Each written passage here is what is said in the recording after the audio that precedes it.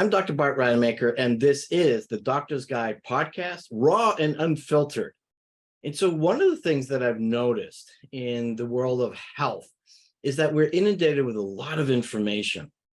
Anytime today you go on the internet, you can find loads of information about any topic that you want, and especially when it comes to health.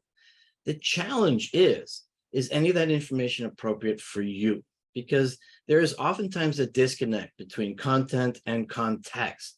So for some people, that information may be very relevant and effective to get the kind of outcomes that you want, but in other situations, it's not.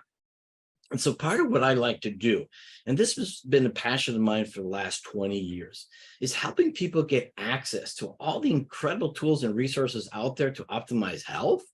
But the challenge is it's really hard, even as a doctor myself. I trained for 17 years and then been in practice for over 25 years. And even I at times have a hard time navigating this stuff. I can't imagine what it is like for you. And so I don't know you personally, but I know the challenges that many of us face. And so part of my job is to help you understand, number one, the process, and then also ultimately curate and educate and guide people like yourself, your listeners, what you can do next. And so the reason for this podcast, which is one of the vehicles that I utilize to get this outcome for you, is simply this, is help you understand the process by which you make the right decisions for yourself. Because the process, that's universal. That's effective for everyone. And you may find some nuances that you'd like to prefer, and that's great, because ultimately it's your decision what it is that you need to do next. So how do we do that? How do we help you understand that process for change? Well, guess what? We do role play. And this is a great process. We can do a 6-minute role play with the beautiful Yorona and Shani today on specific topics that they feel are important for other people to know. And after about 6 minutes, what we're going to do is we're going to kind of unpack all that information so that you can leave with a specific insight and an action step that you can then take to help you optimize you, or maybe somebody who you care about. Because when you understand the process, it's the same thing. Do I give you a fish or do I teach you how to fish, right? So we're teaching you how to fish, how to make those decisions, because in today's world too often, as I've seen, is that people are abdicating their own responsibility for their own health to someone else. But guess what? That someone else may not understand you either. You are the one that understands you. And so by teaching that process, I'm hoping that you'll get the insights and the action steps that you can take. Now, there's one slight disclaimer, is that sometimes what we talk about on this show might be somewhat triggering. Well, guess what? In today's world, we're so cautious about triggering others. Well, it's the triggering that actually helps us grow. And so my hope is that you use your own discernment, whether this is too triggering for you and not listen, or find the opportunity to grow. And I know this is a very strong topic for Yorona, as I'm going to have her introduce herself first, and then Shani, and then we'll go into what role playing they will be doing and what the topics will be. So Yorona, thank you so much. Who are you? And then Shani. Who am I? That's such a big question, but no. I am an advanced certified life coach. I specialize in parenting, loss, infertility, and trauma. And I am also a TEDx speaker, and I do a lot of speaker coaching work as well as a certified speaker coach. I'm currently writing a book, a parenting book that will be out soon. And I have a parenting podcast called The Evolution of Parenting with a co-host of mine, Robert Hulse. We are both life coaches, and we come at parenting perspectives from two different perspectives. I have a child who's 5 and he has adult children.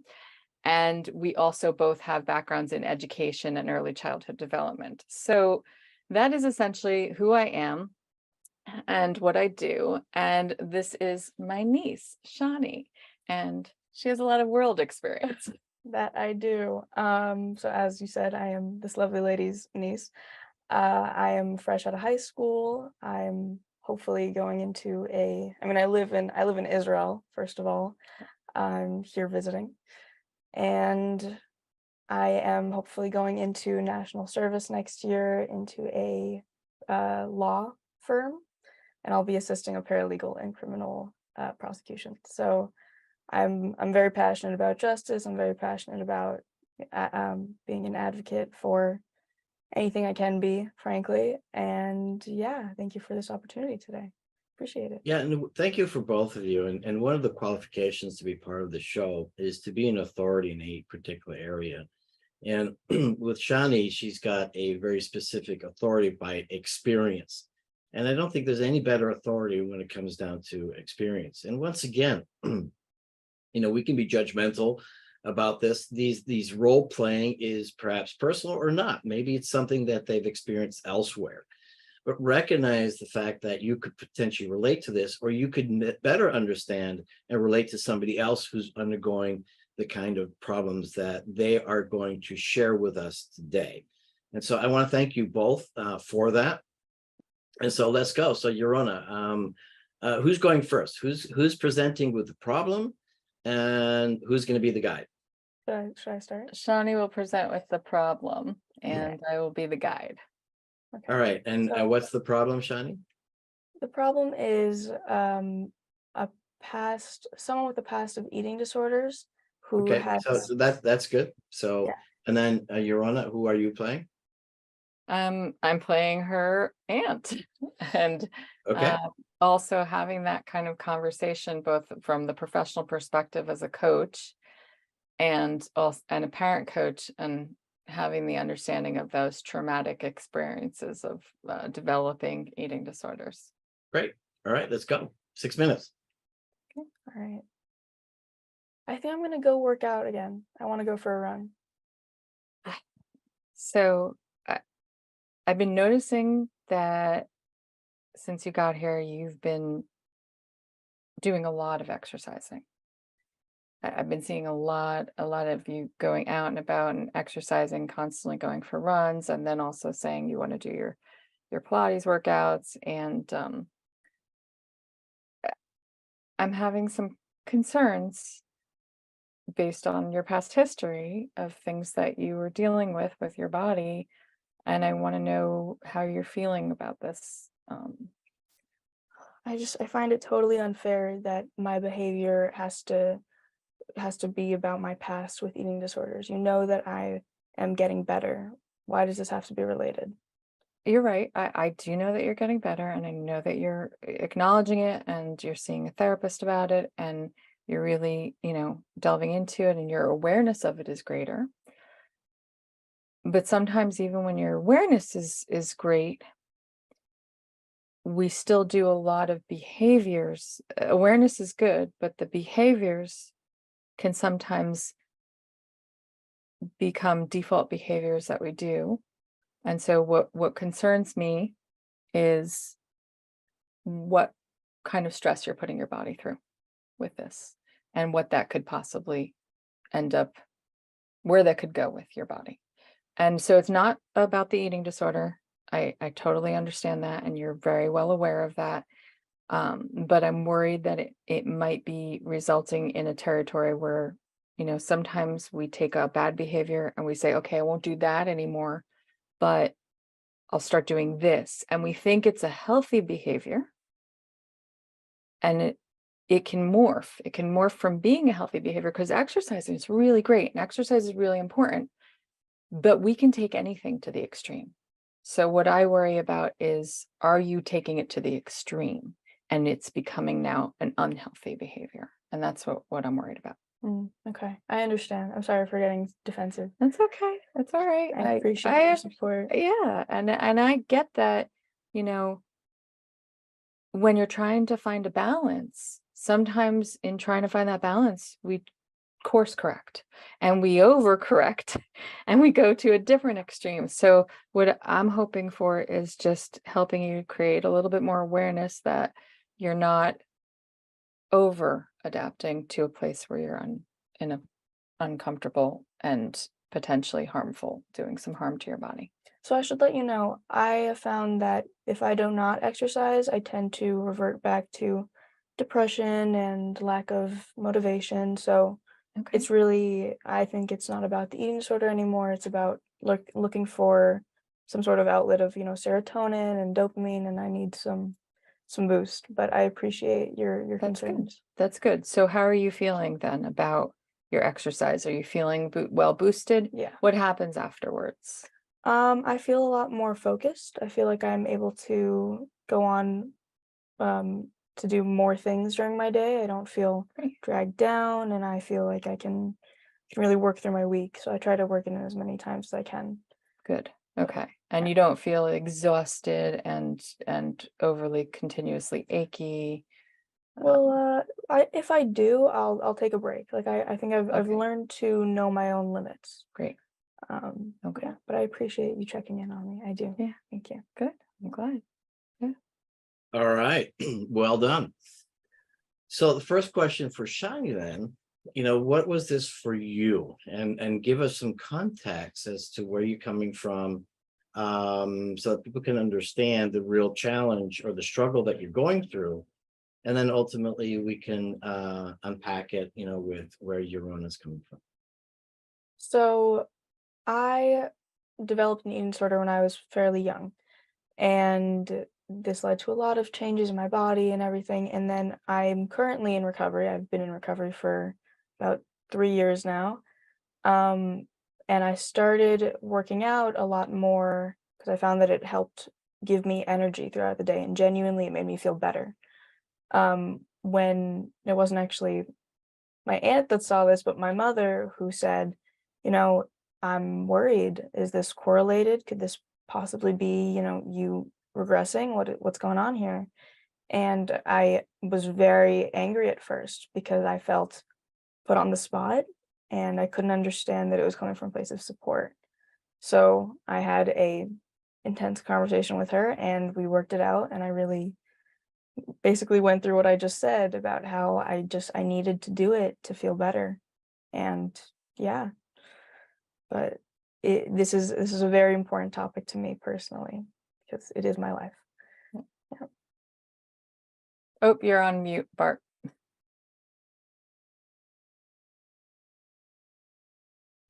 There you go. So yeah, I got all these guys mowing the lawn out there, and so hopefully that noise will be Gotcha. not so Yep. bad. Yeah. But go ahead. So Yorona, what was that for you? So it's interesting because my sister and I are very much alike.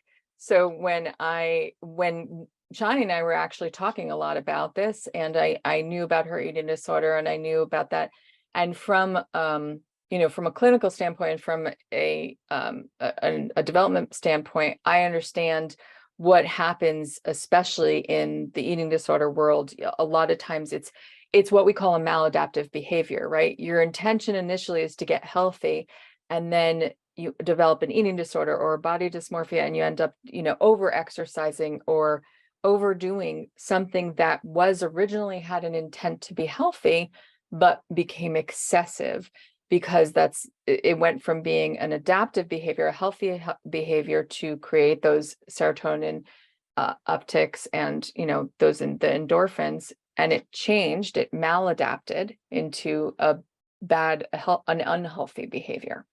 So understanding that from my perspective, and also knowing that my sister was seeing a pattern and seeing that it was a potentially going down that road, was definitely a concern.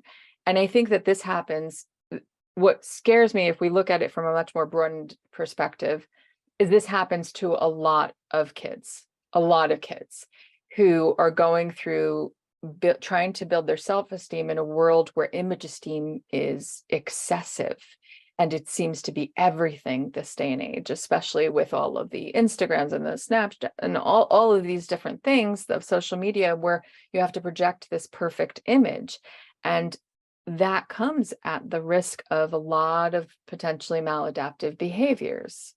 Even like those filters, it's because we're in this pursuit of this perfectionism, and it's a very unhealthy place to be. Instead of just saying, this is who I am, I want to be healthy for healthy's sake, not for what my image is trying to project.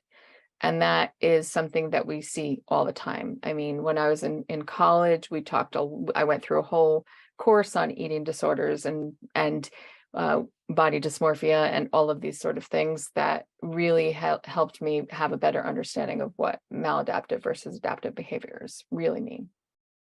So one of the things I'm really passionate about is addressing root cause. And way too often, we just, wait too long, before we address a particular issue. And then sometimes those issues are so extreme that they might not be even reversible, or irreversible things actually do happen.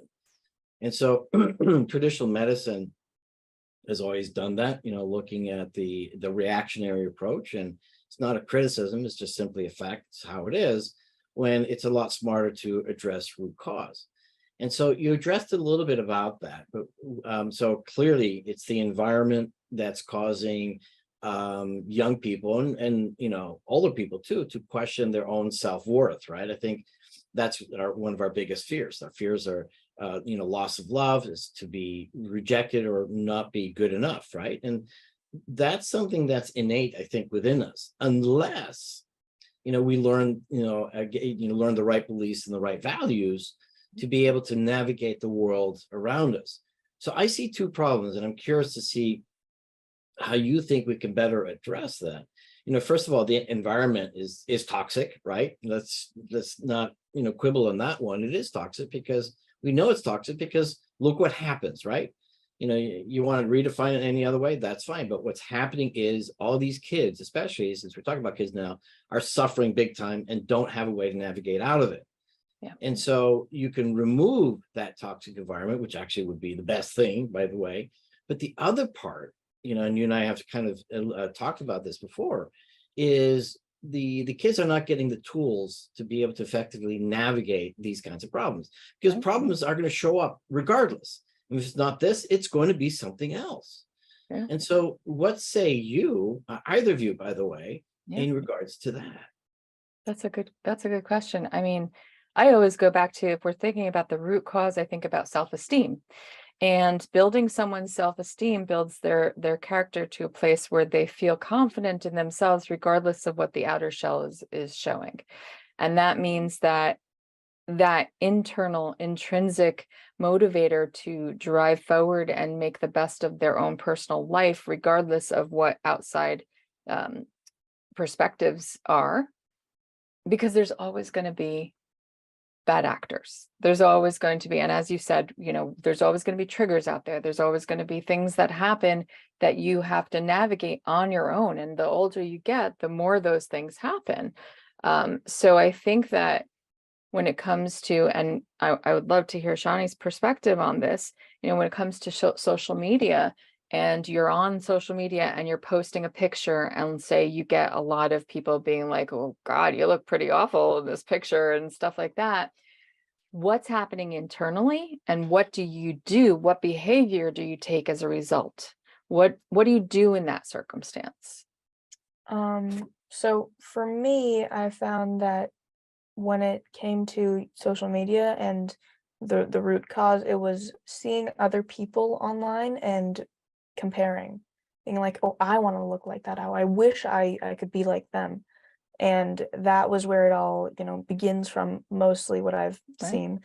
When it comes to other people saying bad things about me personally, it was more like, oh, you're so skinny, or like a lot of times they would call me a twig when I was like in 8th grade. And to me, I was like, oh, I just want to stay like that. I just want to be like that, or I could do better.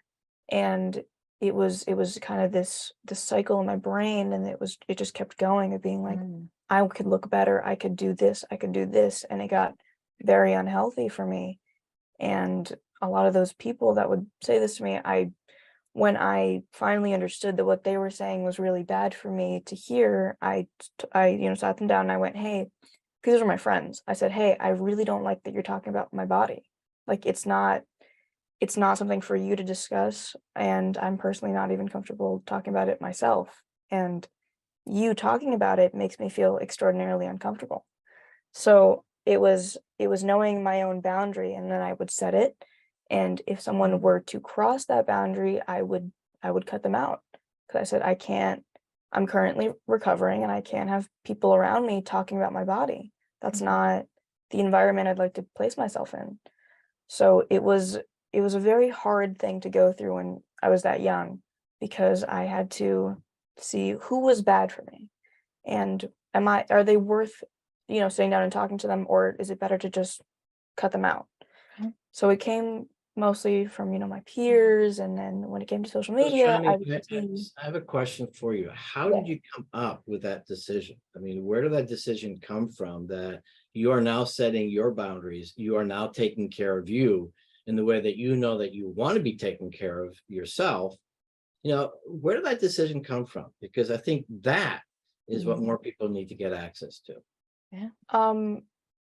To put it plain and simple, therapy. I had Okay. a therapist who was like, "Hey, this person's not doing good for you, are they?" And I was like, "I guess you're right. Actually, I didn't see that before."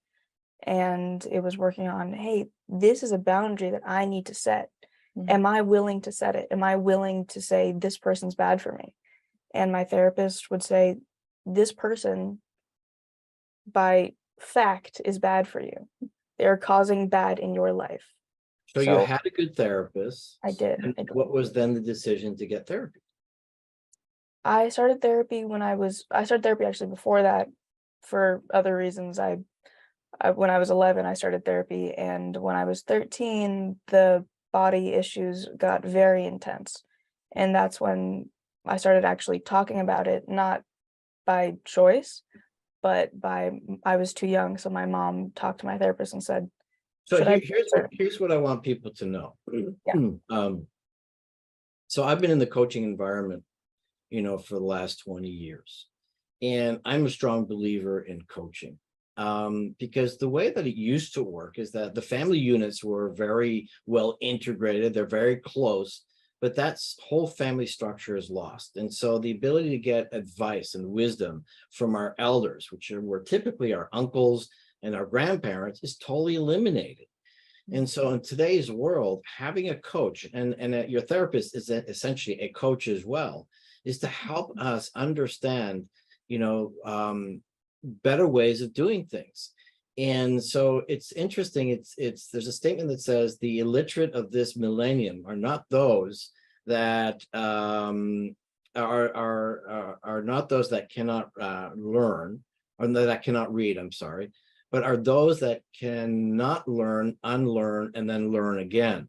Because there's so much that we need to unlearn, right, before we can then learn to be the best version of ourselves. And that is so important. And to think that, and interesting enough, full transparency, when I trained for 17 years. I speak 4 languages. I read the Greek classics, and I graduated. I mean, I trained as a plastic and reconstructive surgeon, and thinking, I should have all the answers, right? And I fell into the world of personal development, and I realized how much I didn't know. And that was one of the most exciting times of my life, besides the birth of my kids, and to understand the full potential of what that was within me. And I recognized I wasn't playing my full potential.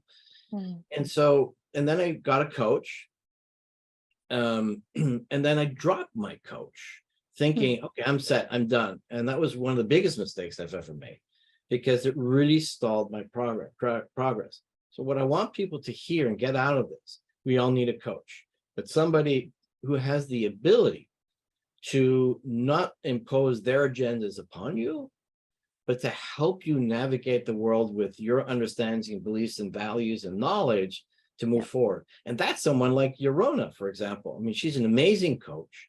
And finding people like Yorona in your life is so critically important.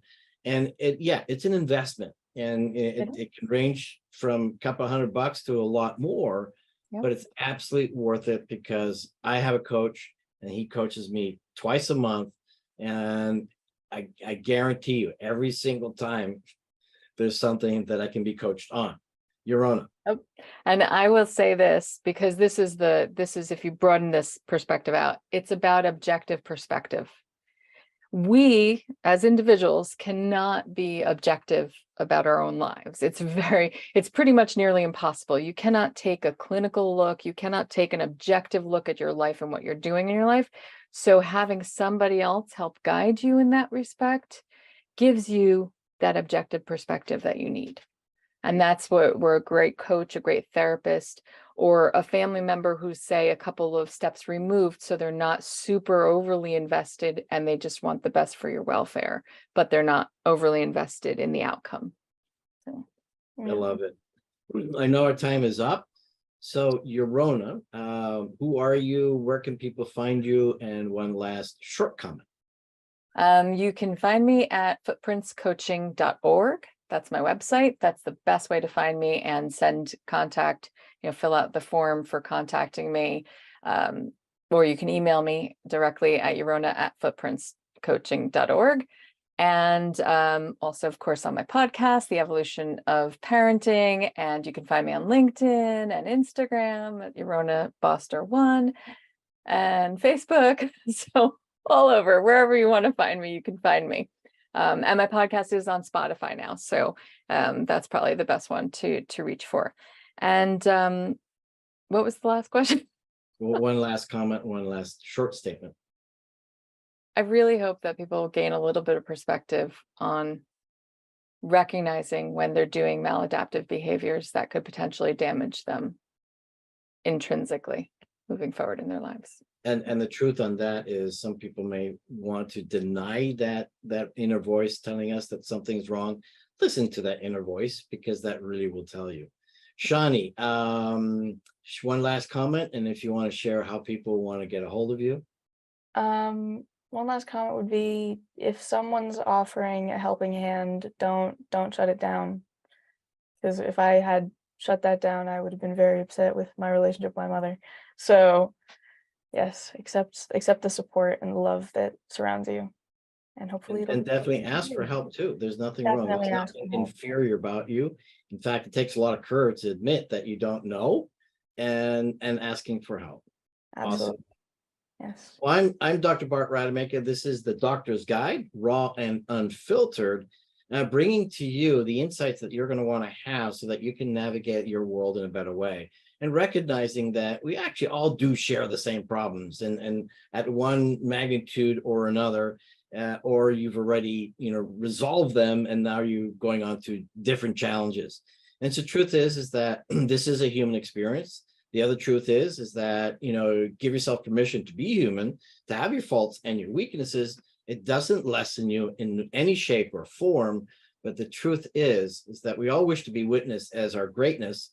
And I think sometimes the way that I like to perceive it is simply this, is that if you're unhappy with yourself in one way or another, it's not so much that you're criticizing, how you look or what you do, but rather, internally that you can be so much more than you are right now.